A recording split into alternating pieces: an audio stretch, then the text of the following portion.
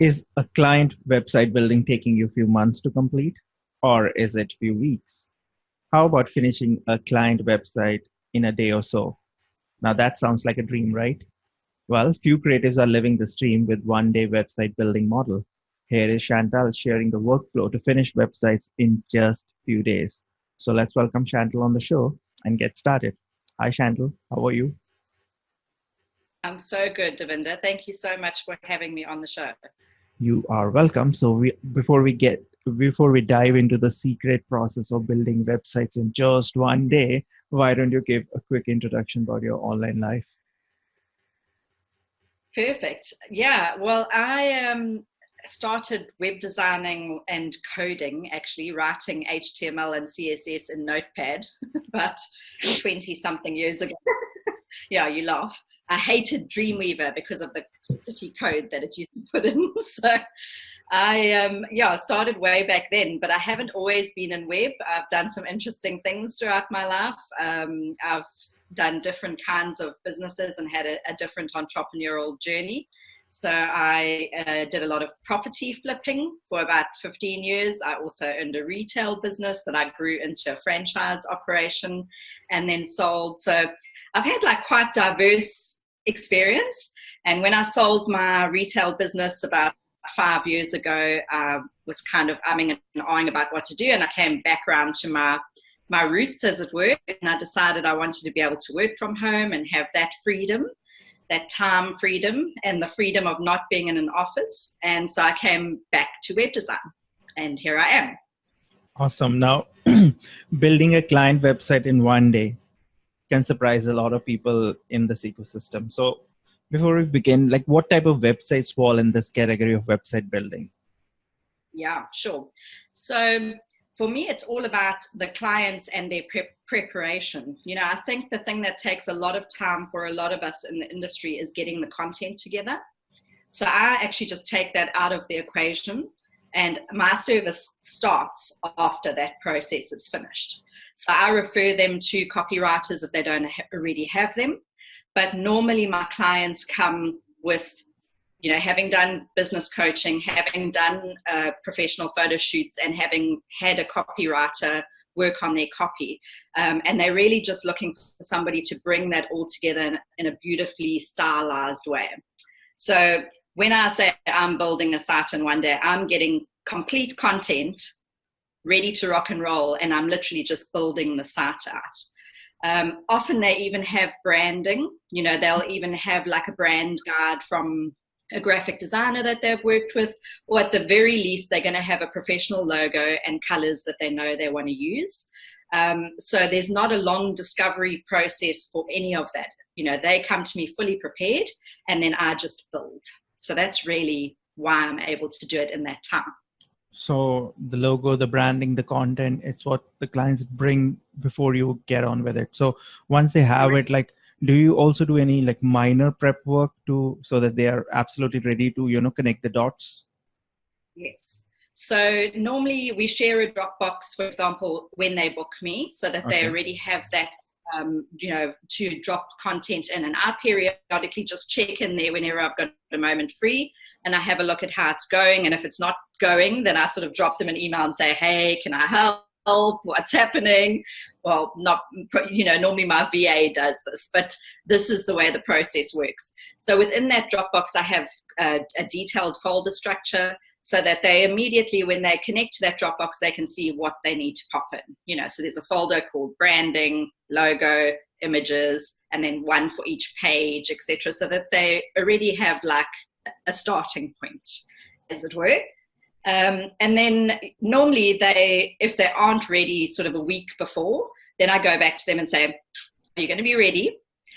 Or do we need to look at moving you in the diary, or am I using lorem ipsum to complete your site? Because obviously they book me for a specific time slot, and at the moment I'm booking 4, 6, 8 weeks in advance. So if they miss their slot, I can potentially only slot them back in 8 weeks down the line. So I give them the options. It's very unusual that happens. They normally are quite prepared. And in fact, often when they book me, they already are well into that process. And then a couple of days before, I make sure their hosting is good. I do provide hosting for certain clients, but it's up to them where they want to host. So I log in a couple of days before, install everything I need, if there's custom fonts, whatever. So basically I just get my base ready, get all the themes, plugins installed. And then on the actual build day, I'm literally just jumping in and actually building out the site. So it normally takes me, the longest part is the first page I tackle. So whether that is the home page or a sales page or whatever, because obviously that's the one where you are working out the look and feel of the site. And so the first page normally takes me, which one you prefer to build the first? So if the site doesn't have the sales page, so it's the home page, right? Home page, yeah. If there isn't a sales page, it's the home page. And that normally takes me probably half a day. And then I check them at that point. And then I wait for feedback. So sometimes it'll go over 2 days. We might start, especially with time differences for me, because I'm in South Africa, a lot of my clients, are overseas. So I might start it in the afternoon of one day, for example, then get feedback from them overnight and then, complete it the next morning. I have very few changes, touch wood. I'm very lucky.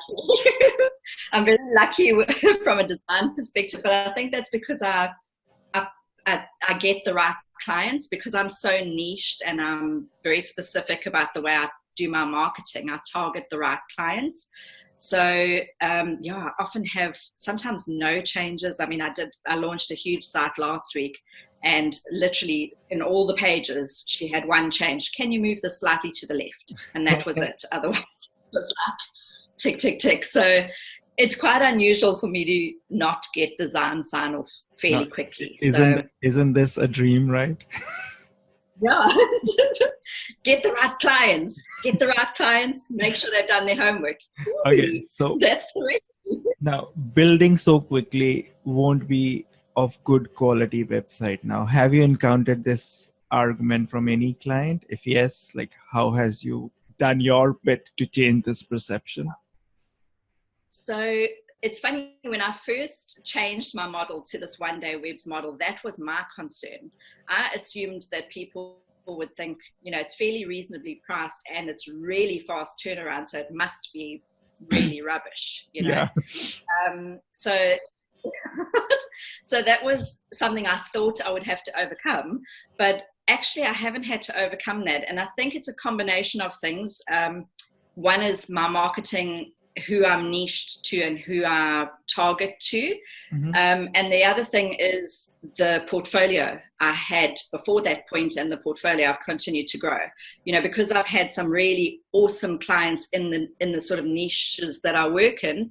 That in itself is the advert, so they hear, oh, you've worked with this person and you've done their website, then they have to use you, because it's like so it's a little bit of that. So I'm really lucky. I don't have to do a lot of marketing. Most of it is purely word of mouth, and people generally want to make a big deal about saying I did their site. So they market me for free and for nothing, really. Okay, now I'm going to quote you here. Now, you mentioned that I love to keep my meetings short and empower my peeps to freely maintain their websites without the fear of breaking it. Now, what is the secret behind keeping meetings short? Because at times they tend to stretch and stretch. So I don't encourage meetings.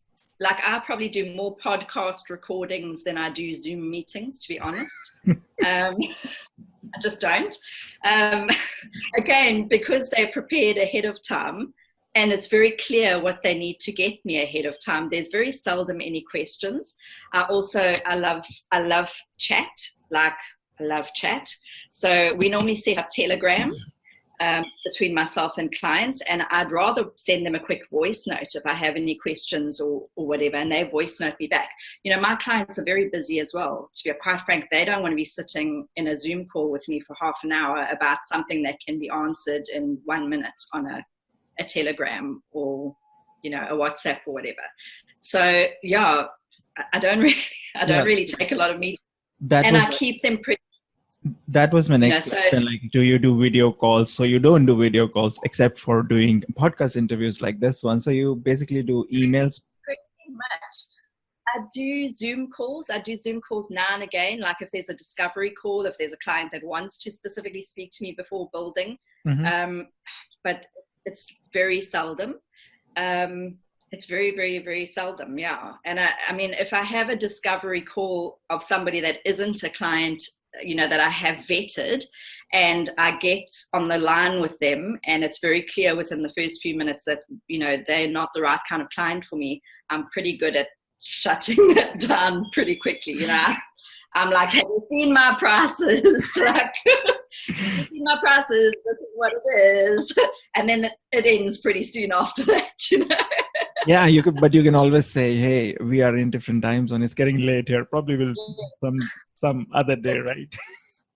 Listen, my clients are all over the show. I mean, at the current moment, the clients I'm working at are in Bali, Pakistan, the States, the UK, and Joburg here in South Africa. So I mean, I'm available at any time really if somebody really wants to meet with me. But yeah, between email and Telegram, we managed to do most of it.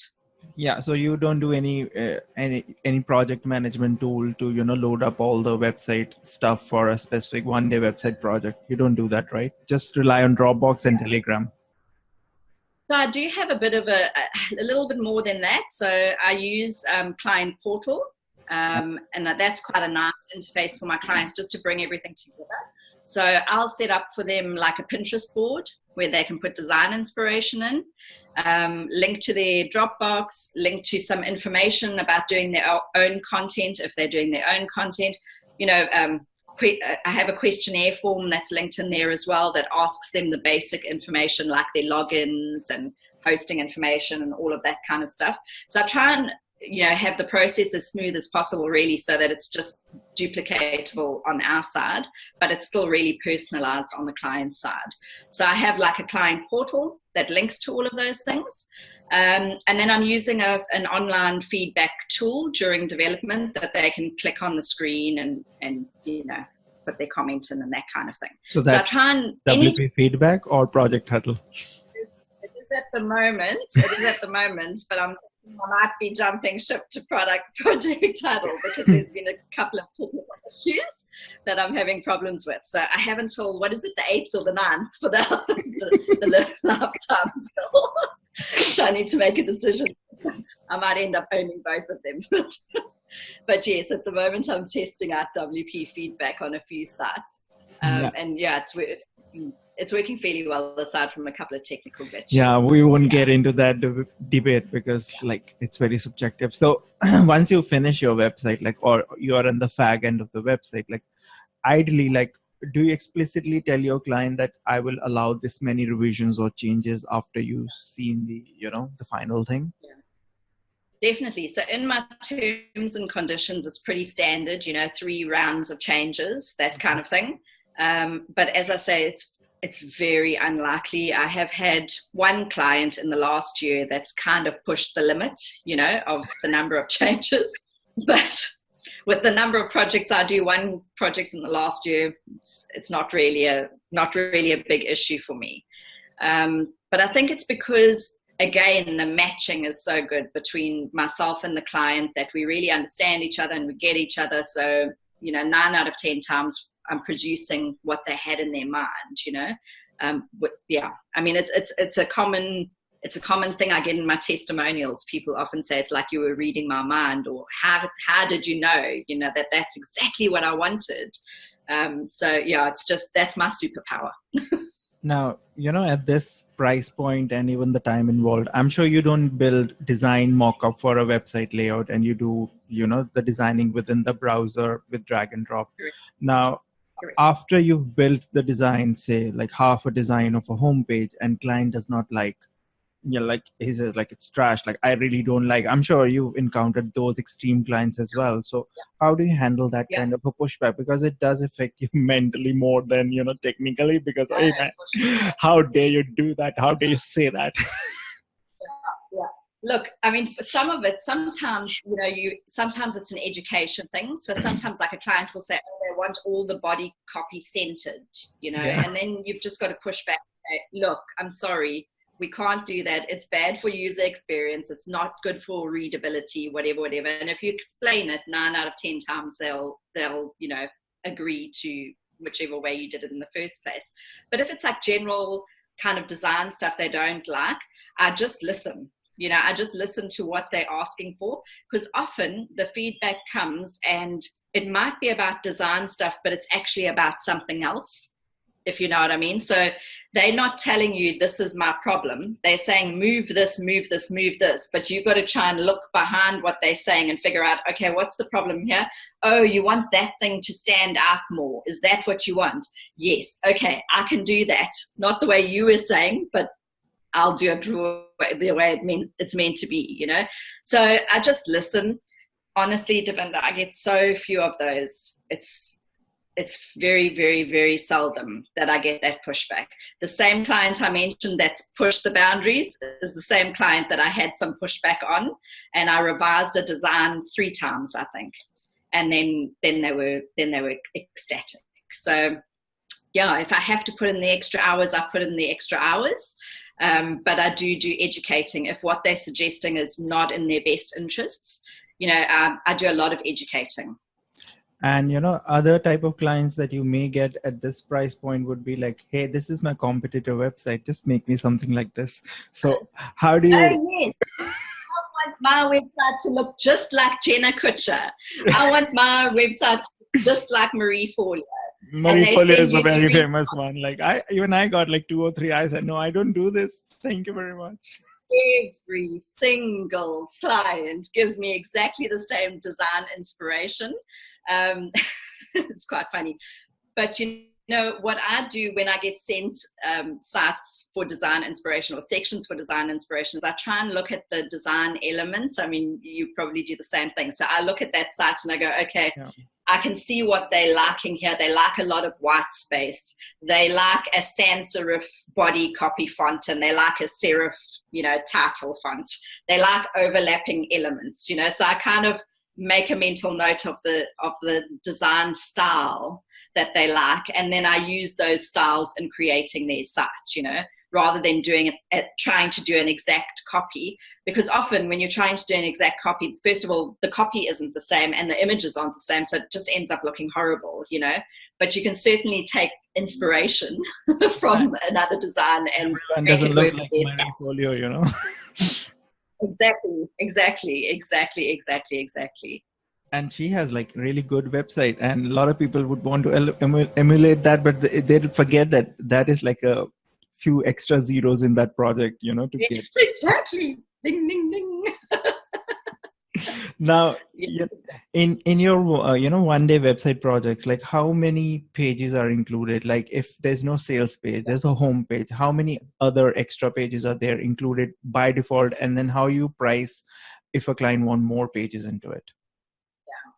So my standard one-day website is up to 5 pages, and that includes, your contact page, your blog, home. So typically it would be home, about, work with me or services, a blog, and a contact page. And that's it. That's my standard sort of one-day website. Most of my clients, though, want more than that.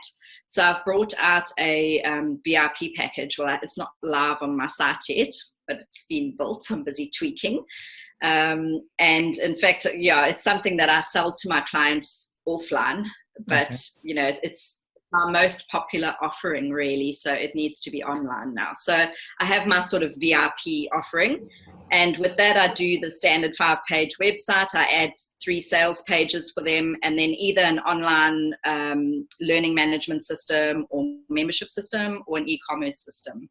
And then I add extra bells and whistles, like affiliate abilities and, style everything, like the opt-in pages, the thank you pages, so it's really like from A to Z, it's like a full service website. And that's my top offering. And that is actually my most popular. So these are basically offering. Add-ons to your existing, once the client comes into your door, like you're showing them extra rooms. Hey, do you want to add that room to your house as well? Most of my clients are VIP clients, those VIP clients that I've done multiple sales pages for and, set up their learning management system, set up their membership site, set up their e-commerce store, whatever the case is. So, when I first started, it would be over time that would happen. But more and more now, I have clients that approach me and say, we want the whole enchilada, like I want the whole thing done. And I do that in a week. So that's like a 1 week package, and they are my everything in that week. So it's kind of like, it's very high touch, Now, if you are custom coding websites, completing that in 1 day can be, sort of impossible. Yeah. I won't even call it a difficult task. So what is your tool stack that you use to build website really quick? I know one of them, which is Beaver Builder. Probably you can, I don't know if you've crossed over to Elementor. Probably you can tell me more about it. I don't like it. I don't like the user interface. Okay, people. I have just for FYI, I didn't say that. I'm sorry. It's like personal preference. You use it if you want to. I just don't like it. I find myself spending too much time looking for where to do things. It's not very... Yeah, it's honestly even same. I have a similar feeling. Like when you are into Beaver Builder for a lot of time and you suddenly open Elementor, it's like too many things are thrown at you at the same screen and you're a little lost where to start. Exactly. Where do I go? So yes, I use Beaver Builder exclusively on all my sites. I'm really not prepared to build with anything else. So if somebody comes to me and says, I'm using Divi, will you use Divi Builder? Or I'm using, Visual Composer or any other shit thing that they want to use, the answer is no. If you want to work with me, this is my stack, and I only work with the stack, and that's it.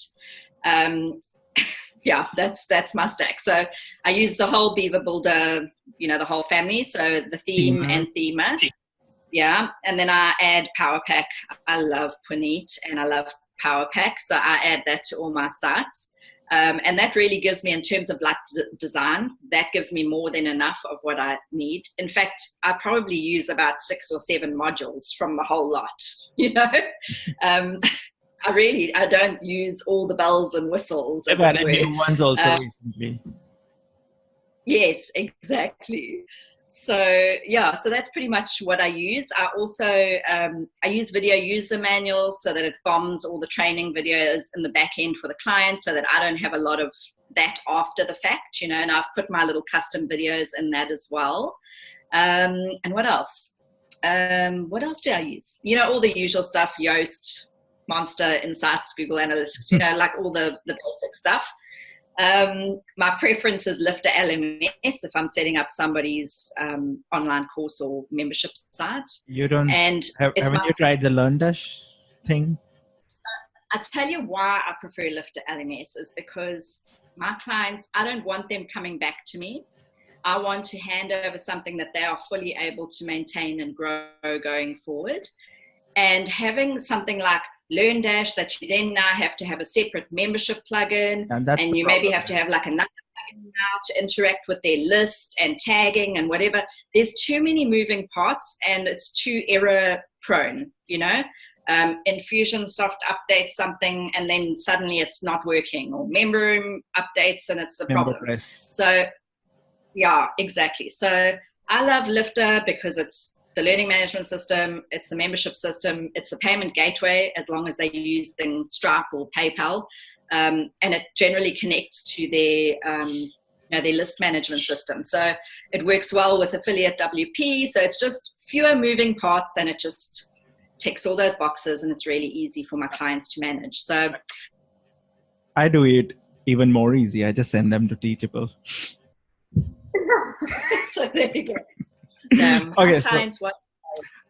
Okay, how has your tool stack changed over the period of few years? I'm sure even your one-day website project, when you started, you were also discovering whether it has a market, whether I'll find clients, or whether I'll be able to deliver it. Now, just looking back when you started and the tools that you were using then and tools you are using now, have they changed a lot, or not a lot. I mean, the base is pretty much the same. I did use UABB for a while, Unlimited Beaver, and it's a preference.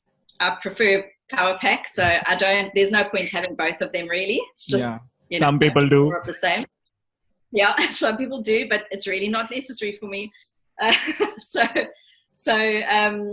at some stages, I dabbled with both of them on sites, but pretty quickly that went away. I think I maybe created 4 or 5 sites with both of them. And I think I've started adding more things to facilitate my flow, more so than the client's flow. So things like Page Builder Cloud, WP feedback, the client portal, all of that stuff is stuff that I've added to just kind of make the process flow better rather than the stack to build on. But my building stack is pretty much the same, really. And when you build, like, you use Beaver Builder and there are pre-made templates as well. So do you use those as well, or it's like always building from scratch? I personally hate those templates, to be honest. I don't know about you. Devinder, so many times I'm like, no, I really need to use a template for this site. And I'll go in and I'll choose a template and I end up changing everything because I don't like the way it's been done. I don't like the way the responsiveness has been handled or whatever. And it's more time to change it than to just build it. But yes. So no, I don't. Everything for me is a custom build, even a landing page. So what I've started doing is using Page Builder Cloud now, and obviously saving my work into the cloud, and then having that available on sites. Because often I'll be like, oh, that element from that page would be great here, and then you can kind of bring those things in. So I've started doing a little bit more of that, but normally it's custom from header to footer. Yeah, I hear you. It's the same for me. Like, I can build a page faster than, a template changes, because template changes, those are built according, like they will embed all the options, like change the font here, there. Yep. Like, I usually use universal styling. I never choose H2, H3 fonts within the module. That's criminal to all those people who do that. Just because it's there, it doesn't mean you have to use it. Yeah, okay. Same. Now, I see a lot of more agencies that are getting into this one day, quick website building service. Now you're getting a lot of competition, I'm sure. Now, as per your experience, is it more profitable and easier to provide this service as compared to, doing bigger scope custom website projects, those with a lot of dollars, zeros in their estimates? For me, it works because, first of all, I'm a mommy, and I don't want to work, 10 and 12-hour days. So I work a 6-hour day. I only have a nanny from the morning until 2 p.m. So 2 p.m., I'm off the clock, as it were. So I need a model that works for me in a 6-hour day. And having those huge projects and the stress and the pressure of those huge projects, the monetary amount can never for me equal that kind of stress. I get to work with awesome people and awesome brands. I work with them quickly because we do everything quickly. They love it. They're still in love with you at the end of the process. These long ones, you all hate each other by the end of it because you're so over it. So no, my model is beautiful for me, but it's not for everybody. And I say this so often, we all know people that have failed at this model. And for me, I honestly believe it boils down to personality type. You need to be a particular kind of personality to enjoy this kind of building. You need to have a particular technical ability, and you need a particular personality client. And if you don't get that combo right, nightmare. And it's, and the big projects, not just they require more technical, know-how and all that stuff, but it also put more pressure on your brain, to be honest. And what's the fun if I cannot eat my lunch with my kid and have my breakfast with my kid and always thinking about, hey, that project is still lingering somewhere. No. It stresses me out if I have a project that's lingering. If I've got something that's still on my board, like a month later, it's like, it stresses me out. Like I like those ticks, get it out, get it live, happy client, woohoo, Okay, so besides one day website, you also provide, a few extra add-ons, even a bigger scope projects like 1 week website and others. Now, in your whole mix of offerings, like what is the percentage of 1 week websites only in your whole work profile mix as of now? How many? Like, what is the Was that percentage? Like, how? percentage? You're Sorry. saying like what percentage? Yeah. Okay, so so I have a limit on my 1 week ones. I only take on one a month because I Okay. also don't want the pressure of more than one. Okay. So I have a specific, and with full builds as well, I only take on a limited number, and landing pages a limited number as well. So I really determine that mix, as it were. So I guess it's 25% VIP clients because I only do one a week, and I'm 3 months in advance with bookings there. Mm-hmm. And then landing pages landing pages would be the next biggest one. Landing pages is probably 50%, and then the remaining 25% would be full builds. I do a lot of sales pages, so repeat clients that come back with a new offering, new sales page, and that kind of thing. So I do more sales pages than five page, normal 1 day webs, as it were. Yeah, even sales pages can be a good amount of work because these days sales pages are long. Some are like extra long. Some don't even end. I've actually had to adjust my pricing because I used to have like a flat rate for sales pages, which, you think of a sales page as like maybe 1,000 words, like a typical, Or 8 rows, but no, some of them are like 20 rows. Exactly. So now I have two different models based on word count, because that's for me, the best indicator is word count. So I charge one rate up to about 1,500 words, another rate up to 4,000 words, and anything over and above that, they need to speak to me. But yeah, it's a factor of time, really, because a normal 1,500 word one I can do in 4 hours, half a day. But those 4,000 word ones, it's like it takes you just as long as building a full 5-page site, So yeah. So someone listening to this and want to dip toes into 1 day website building service offering, any quick do's and don'ts, like few warnings or few things that, oh, you're going to earn more? Yes, definitely. Niche. Get very specific about who you're providing the service for, and make sure that you bring value to that offering. I see a lot on these groups that people are like, I am going to make lawyers my niche. And you're like, have you ever worked with a lawyer before? And they never have. They've just made this academic decision that that's going to be their niche. You can't do that. Like, you need to figure out what the niche is that you can provide the most value to, and also that you gel most with. Go and get yourself personality profiled, and go to a business coach and get an ideal client avatar done. And don't even think about starting a 1-day website model unless you've done that homework first, because you will fail. And what about the marketing of getting new clients? Like, do you do something special to get new clients? No, look, I'm lucky that it's sort of I think it's about 3 years now of doing this. So it's become something that I'm just referred, and I almost, I'm lucky I almost don't have to do any marketing. In the beginning, I did do a bit of paid, PPC type marketing. Uh-huh. And I helped a lot on groups. I always say to people, if they want exactly, right? So just become the expert in the place where your clients are, you know. I mean, look, the Beaver Builder group and some of the groups we're on together is not the place where my clients are. That's more just for my own, own learning and all that stuff. Exactly.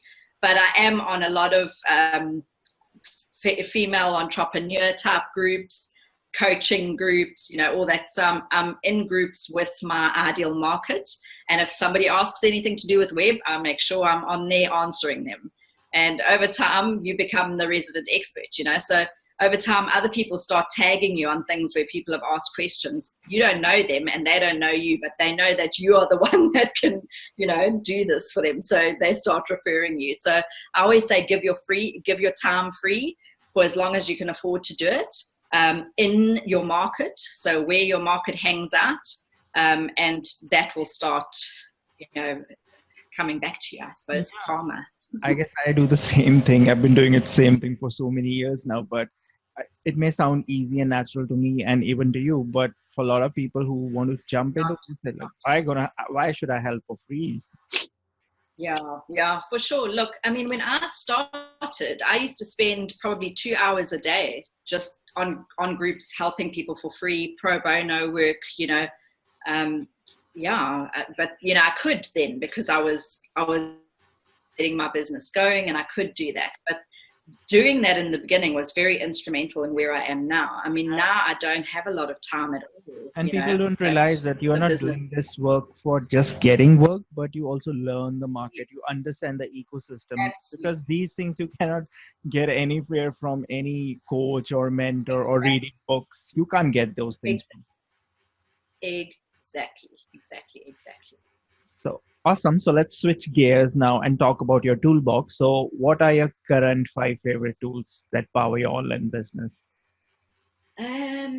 Just 5. Well, we have to say PayPal, because hello, that's where my money comes from. So that's kind of important. I want to interrupt you here. I've been using PayPal. That's the default here. Like Stripe hasn't launched here, but I've started using TransferWise. Man, this is so cool. I think you should try TransferWise.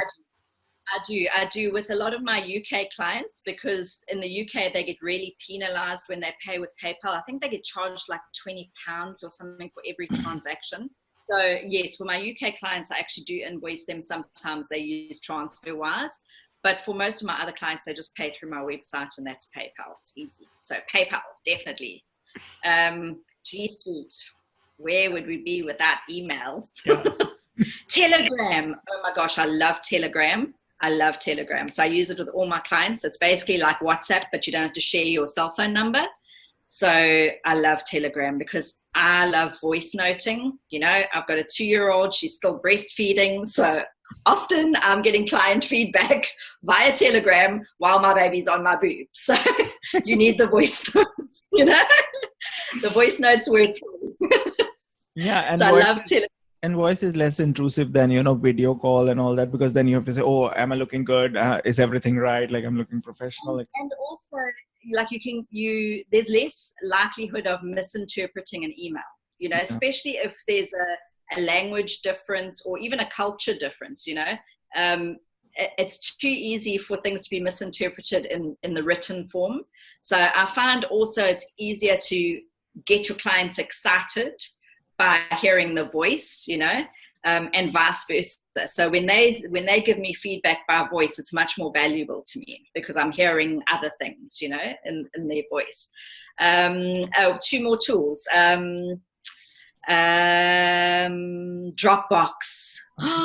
Yeah, Dropbox. I can't operate without Dropbox. Photoshop. Okay. Photoshop is the best one for me. Didn't try. My Mac.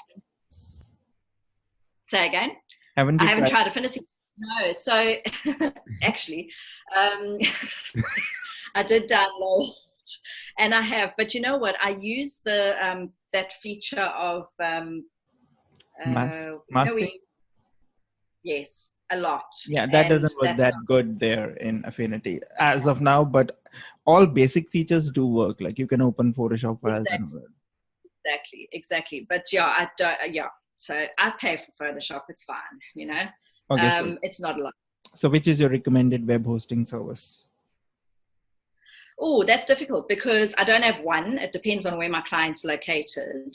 Personally, for me, my favorite is my own server. That's just a Volta server, managed with Server Pilot. Okay. That's my best performing server, as it were. And I've got one of those in the States, and I'm about to add a London-based one for my UK clients. Okay. But for clients that want like cheaper shared hosting, I have like an InMotion hosting reseller account that I use for those people. And then locally here in South Africa, we've got a host named domains.co.za, and they're pretty much the best here locally in South Africa. Mm-hmm. But a lot of my clients actually sort out their own hosting. Often they have to upgrade because I send them the list of requirements, and they're normally on some entry-level, terrible shared hosting, and it makes it very difficult to work. But then I just go, hey, I can't work like this. sort it out and tell me when it's fixed, and then it comes back to me. So yeah, so I work with all sorts of hosting actually, because a lot of my clients do have their own existing hosting that I'm building on. Awesome. And especially because I get paid up front, I don't have a problem developing on their hosting because they paid me. So yeah. Okay. I think I have to skip the next question, which is what is your recommended page builder, Beaver, Thrive, Elementor, Divi, etc. etc. So you're already loud and clear about it.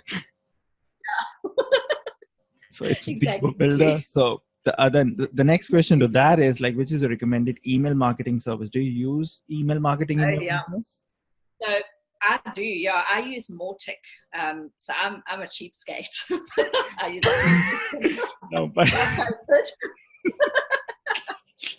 and it works perfectly for me. So hey, but yeah, I work with a lot of different systems for clients.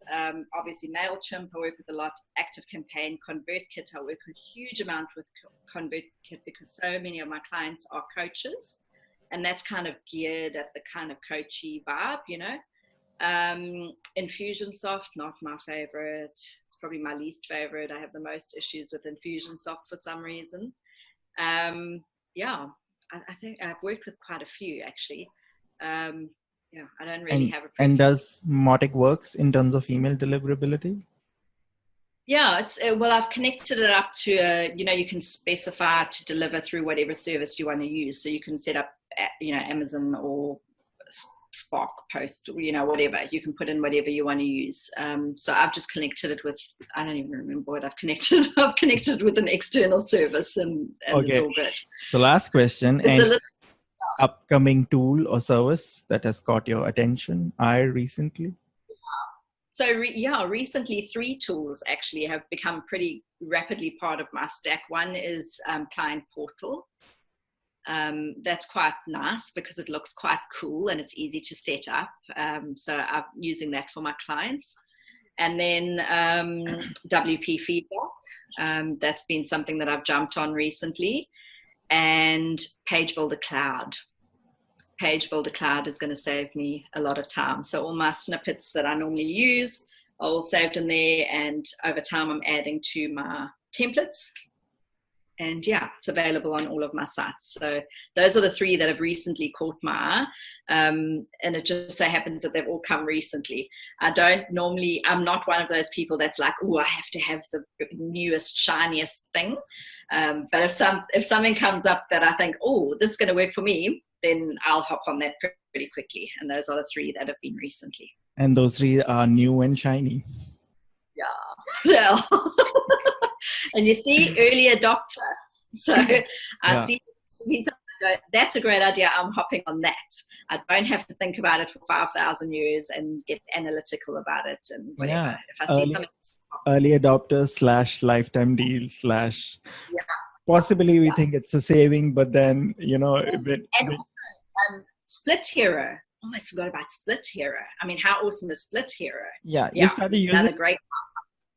Yeah, I'm using Split Hero. I actually have not even set up a proper campaign yet, but I'm planning to on my site first to test it. But yeah, I've set it up a little bit. I did a demo with Adam Lacey on the Smart Web Creators show, and it's like very easy and very straightforward to use. The UI is neat. Like normally. Listen, I'm very techy, but I'm not techie with Google Analytics and stuff like that. Like I outsource that stuff for myself because I'm not interested, and this was very easy, so I'm pretty impressed. Yeah, because normally when you talk about split testing, it's like very geeky, out of the world concept, but once you use Split Hero, oh man, it's so easy. It's so easy. I love that, and I love anything that comes with a lifetime deal that I think I can use going forward for my, so I hop on those lifetime deals. If I think it's going to work, I'm there. Yeah, some of them don't work, but some of them do work. It depends on your intuition and your cherry picking of, which deal you want to, dip your toes in, because obviously you are thrown at lifetime deals of so many products on daily basis. Now everything has gone lifetime, like all new products are lifetime, right? Yeah, exactly. Okay, Chantal, it was amazing talking to you. So before we wrap this episode, do you want to share anything with the listeners, or do you want to tell anything to us? Um, Look out for my new offering that's coming out on my website shortly, hopefully in the next week. I'm sure you will all hop on that and check it out, if for no other reason than to see what what the other half is doing and see if you can introduce something similar into your businesses. But otherwise, yeah, reach out to me on Facebook. I love connecting with people. I love giving advice, answering questions. Don't hesitate. I love connecting with people. Yeah, you can plug your website name and social profiles if you want. Yeah. It's onedaywebs.com. It's so simple. The concept and URL does match really well. Okay, Chantal, thank you so much for your time. Have a good day. Thank you. You too. Bye.